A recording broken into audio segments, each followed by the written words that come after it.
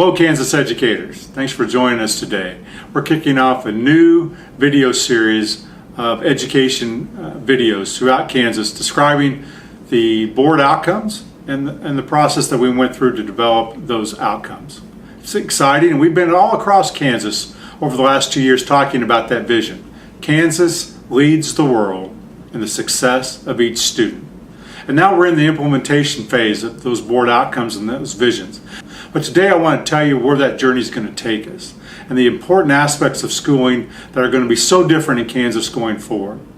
So let's start with a look back, because I think what's instructive about where we're headed in Kansas, it's innately a Kansas vision that reaches deep in our history and yet transforms us to a new place that we have yet to design.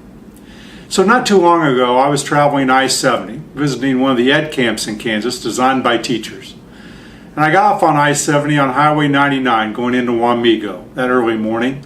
And there I passed one of the great icons in Kansas education, the OneRoom Schoolhouse. And I thought deeply about how education was in Kansas 100 years ago, where we had over tens of thousands of one-room schoolhouses in this state. Literally on every section of land there was a one-room schoolhouse.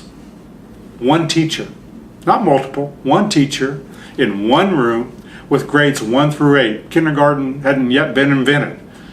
And they handled all those kids, and they saw those kids over 8 years of their schooling. In fact, only a little bit over 20% of Kansans 100 years ago went to high school. So most Kansans stopped their education in 8th grade. We still honor that in every one of our junior highs and middle schools today. We call it 8th grade recognition or graduation, and yet I don't hear any air horns going off or parents yelling, they've made it. They know what they're going to do the next year. They're going on to school.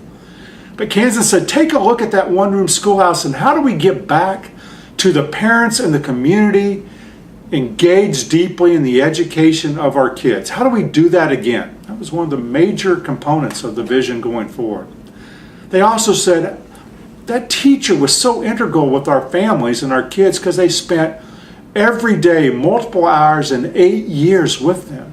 How can we do that type of schooling again today? So we're going to look back to the past of that one-room schoolhouse and take the best parts of that, what Kansas said we should come back to.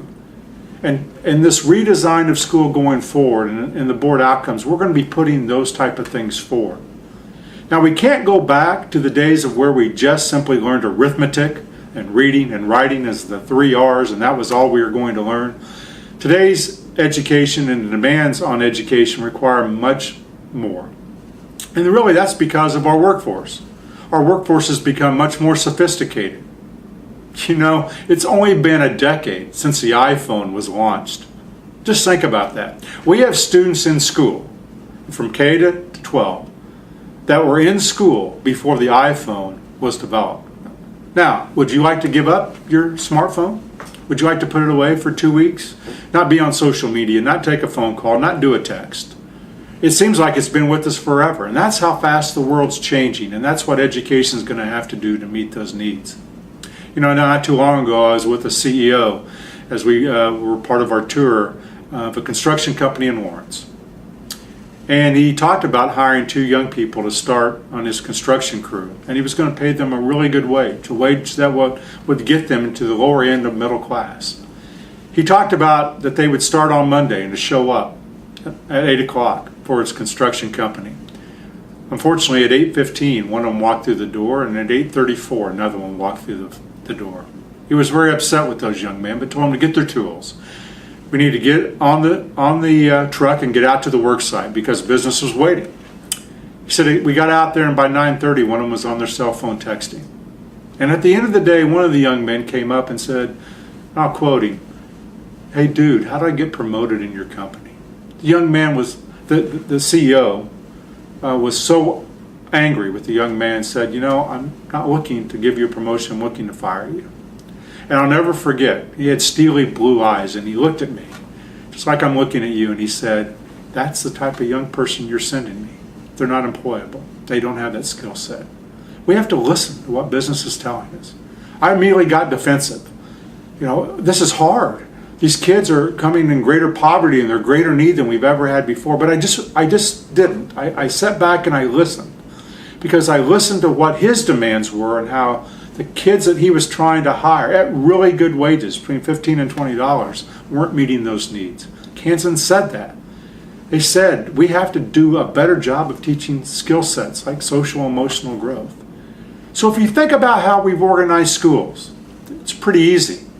We don't think about it very often because we've been doing it now for many years, and all of us went through those schools, grade schools, middle schools or junior highs and high schools. They're all organized around age, time, and academic content. Think about it. What do you know about every middle school and every high school in our state? In fact, across the country. What happens at some interval between 44 minutes and 90 minutes every day that school's in session? A phenomenon that we all know about. It's called a bell, and it rings.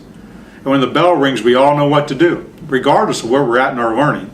We gather our books, we end our engagement, and we go to the next academic subject. Could be choir, could be math, could be technology, could be science, but the next content area, and they're reset for, again, a predetermined amount of time until the next bell rings and we gather our books and go forward. And we do that organized around by that time and by the age of which we are. So all the fifth graders are together. In fact, maybe in high school we start to mix the sophomores and the juniors a little bit, but even there we have things called freshman English. So schools were organized for a different age.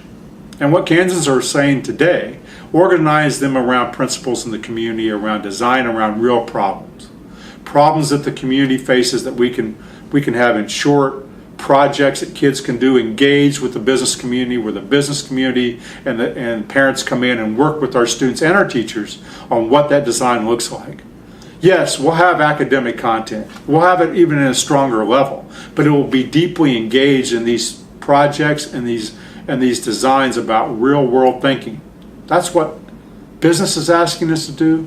That's what the future is asking us to do. At the same time that the thing that makes education so valuable to most of our kids, that relationship with the teacher and the inspiration of the teacher, happens longer than the 44-minute middle school block, or the 1 year that the teacher gets to spend with them in second grade, or when I taught in Andover, Kansas, and I taught U.S. history, and I only got to see students for 52 minutes their junior year of high school.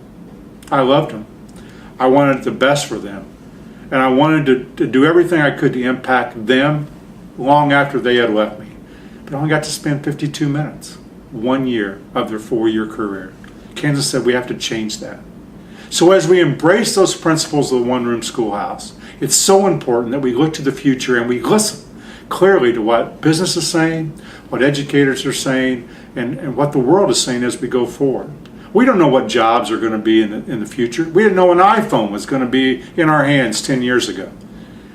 But as I listened to Amazon, the CEO of Amazon, Jeff Bezos, talk about the future, and talking about, could drones deliver packages to your doorstep? I know now in Kansas, I can set in my basement, order from Amazon, and 2-day delivery, it's at my house. In urban centers in this country, that's happening in 2 hours. What will that do to the retail markets? You know what's happened to the malls. You know what's happened to downtown. What will that start to do with Walmart and all the people that are employed in those jobs? How do we reach deeper for a deeper skill level for our students, that they're adaptable and malleable if we simply have them learning isolated skill sets in 44-minute, 52-minute, or 90-minute blocks? It can't happen. That's where we're headed. And so as you engage in the video series, you're going to learn about the board outcomes. You're going to learn about the redesign of education in Kansas. It's uniquely Kansas. It's uniquely what you said you wanted in your schools, and we're going to go about bringing it to you with parents and the community voice all along the way. It's going to be a great ride as we look back to our heritage and how to hold on to that heritage, and we look to the future to make Kansas the best place to educate kids.